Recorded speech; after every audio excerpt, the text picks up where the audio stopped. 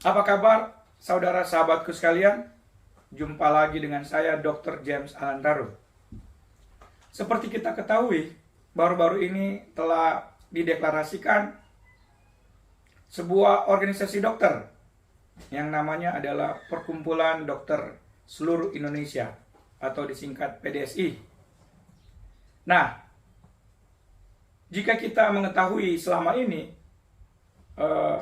organisasi dokter, tentu saja yang paling terkenal adalah Ikatan Dokter Indonesia yang selama ini merupakan organisasi profesi dokter dan juga telah berbadan hukum. Jadi memang sebelum PDSI ini berdiri telah ada Ikatan Dokter Indonesia dan juga telah ada Perkumpulan Dokter Indonesia Bersatu atau disingkat PDIB. Nah, PDIB ini juga telah berbadan hukum. Dia sudah memiliki SK Kemenkumham pada tahun 2016 yang lalu. Jadi memang sudah cukup lama juga ya. Sehingga sampai saat ini sebenarnya sudah ada 3 organisasi dokter yang memiliki SK Kemenkumham, yaitu Ikatan Dokter Indonesia, Perkumpulan Dokter Indonesia Bersatu, dan Perkumpulan Dokter Seluruh Indonesia.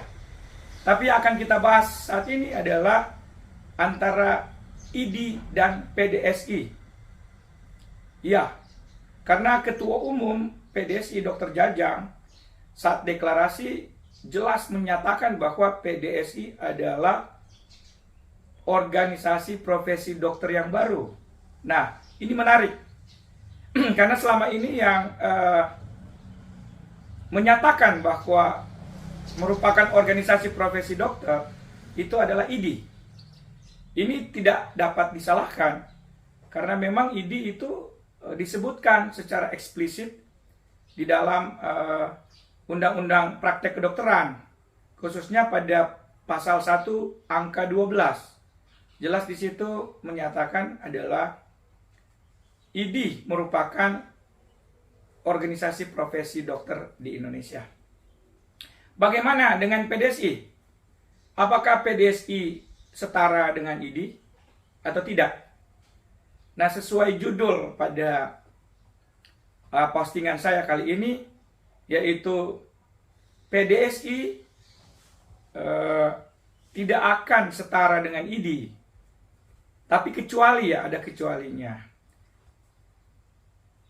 PDSI bisa setara dengan IDI apabila tentu saja pertama bukan hanya status di SK Kemenkumham di mana IDI dan PDSI juga sama-sama memiliki, tetapi yang utama adalah apabila ada revisi Undang-Undang Praktek Kedokteran di mana pada pasal 1 angka 12 ini ada perubahan.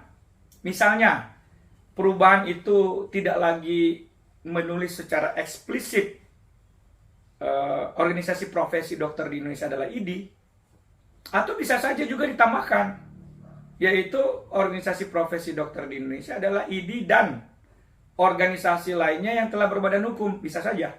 Nah, kalau itu terwujud di dalam revisi Undang-Undang Praktek Kedokteran, maka ada celah untuk PDSI juga menjadi setara statusnya sebagai organisasi profesi selain IDI. Tetapi kalau itu tidak terjadi, maka menurut saya sangat jauh ya PDSI akan menyamai atau setara dengan IDI. Hal yang berikutnya juga adalah pengurus-pengurus cabang dan wilayah. IDI ini memiliki kepengurusan tingkat cabang, yaitu di kabupaten dan kota di seluruh Indonesia kurang lebih di atas 500 lebih ya. Nah, apakah PDSI akan memiliki cabang di 34 provinsi dan lebih dari 500 kabupaten kota? Nanti kita lihat, karena ini kan PDSI masih membuka ruang untuk pendaftaran anggota, dan tentu saja berikutnya adalah pembentukan kepengurusan di tingkat provinsi atau wilayah dan kepengurusan di tingkat cabang atau kabupaten dan kota. Nah, apakah nanti PDSI bisa melakukan itu? Kita lihat nanti. Kalau itu terjadi, maka makin dekat PDSI akan setara dengan ID. Itu yang kedua ya.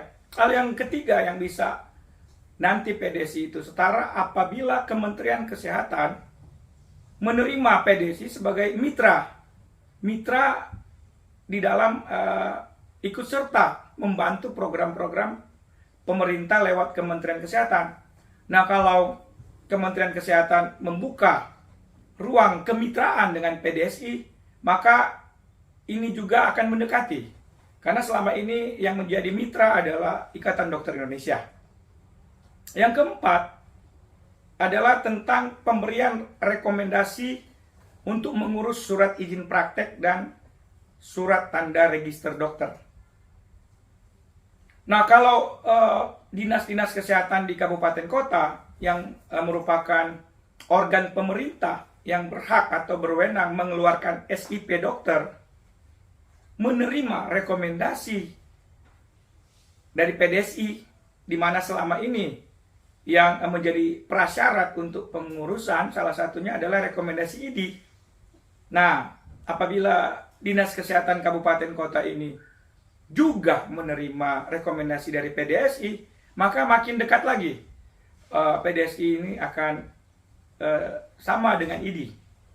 Jadi ini sudah mulai terlihat bahwa memang masih cukup panjang perjalanan PDSI untuk menyamai ID. Jadi kalau setelah deklarasi banyak pihak yang menganggap bahwa akhirnya ada organisasi yang sudah selevel dengan ID, menurut saya masih perlu waktu lagi, khususnya bagi PDSI ini untuk berkembang. Begitupun Konsil Kedokteran Indonesia, apabila mereka juga menerima rekomendasi PDSI untuk pengurusan STR, maka tentu saja kedudukan PDSI makin kuat. Oleh karena itu, marilah kita sama-sama melihat apakah nanti benar-benar PDSI ini akan setara dengan ID, atau PDSI hanya menjadi salah satu organisasi dokter saja dan tidak memiliki kewenangan sebagai organisasi profesi dokter. Jadi kita tunggu. Kalau ternyata kewenangan dari PDSI ini sudah sama dengan Ikatan Dokter Indonesia, baru kita akan sebut bahwa benar-benar PDSI dan ID adalah sama-sama merupakan organisasi profesi dokter di Indonesia. Demikian, semoga dapat memahami kira-kira sedikit perbedaan antara ID dan PDSI. Ke depan masih akan ada cerita-cerita menarik terkait ID dan PDSI ini. Jadi jangan lupa untuk nantinya juga menonton postingan-postingan saya berikutnya. Sampai kita jumpa lagi ya. Salam sehat.